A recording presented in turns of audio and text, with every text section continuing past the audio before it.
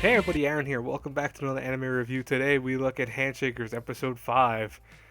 Uh Handshakers. Oh my god. I try to defend the show to a certain degree, but as you saw last week, I'm starting my rant with it because of the fact that it's easy for me to rant with. Just the sheer fact that this show is doing some stupid crap. Oh my god. Anyways, let's talk about what happened this week first, and then of course, as always, we'll talk about what I thought about the episode. So, we start off the episode with a card battle. Yeah, cards. What do you think the main enemy's special talent's going to be? Surprising, right? But what really this is it's more so a kind of hint at what happens in a later part of the episode. So in the beginning, they're all together, more so Kitori and the main dude, who I can't think of his name off the top of my head for some reason. I don't know why. I just guess I don't care about his name anymore. But they are together, and the thing is that at one point after they leave the restaurant, they get separated, and you see it from her that she actually reacts in a way that she's like really terrified without him around. But luckily enough is found by the vice president of the student council and her brother, who hold hands twice in less than 2 seconds. Why is it? Why are you surprised? Is anyone surprised at the end when they realize, hey, they're handshakers? Oh boy, I'm not surprised at all. And what's their weapon of choice? Cards, like I said before. You know what? End of recap for this episode. Let's talk about all the stupid shit of this episode, honestly. Stupid thing number one, cards. They spent 3 minutes in total this episode going over a card game that no one cares about.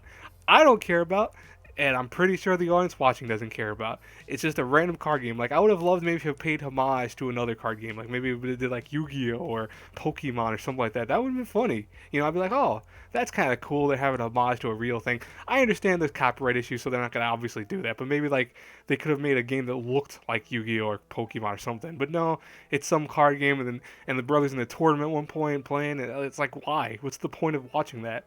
Of course, everything looked really good this episode. Like, animation was awesome. Music, the soundtrack for this episode, freaking stellar. I was like, oh my god, it's awesome.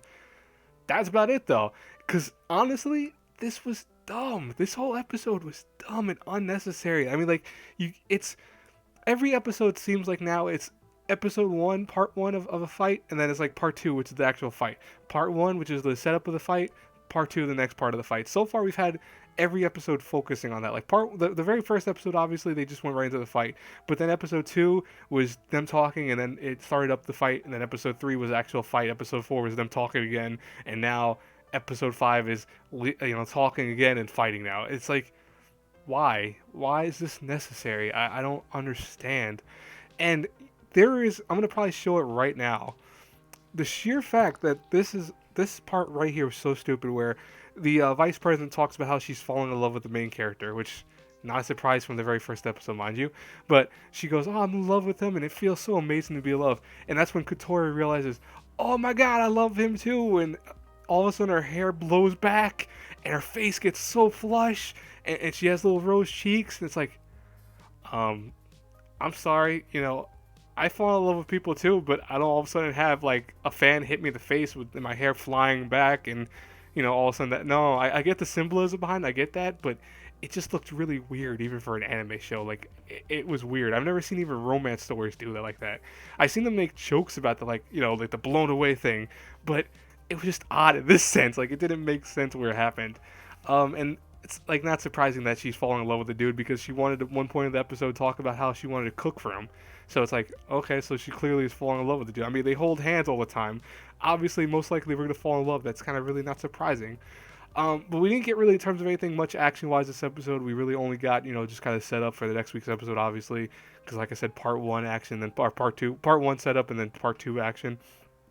But I'm honestly like, I'm not saying I hate this show, guys and girls. I don't want to say I'm hating it. Like, it's still passing. It's still passing. It's bare minimum right now, like a C minus right now. That's where it's standing. But it's slowly getting close to the D territory. Like, it's getting very, very close to that. And when that happens, you have to understand that it's very hard for a show to pull back already, because we're at episode 5 and we still have like several more episodes left to go, and it's at that level. which means that means this show is doing very bad. I mean, even Mal has it as a 5.15 or 5.09, I think last time I checked. That's a problem. The show needs to get better fast. Anyways, guys and girls, I hope you enjoy this review slash rant because it seems like I'm going to be ranting a lot more with this show in general. So I hope you enjoy them anyways. If you do, please hit the like button, subscribe to the channel, share the video. You know the whole nine. I will talk to you guys later. Have a great, blessed day, everyone. Bye bye.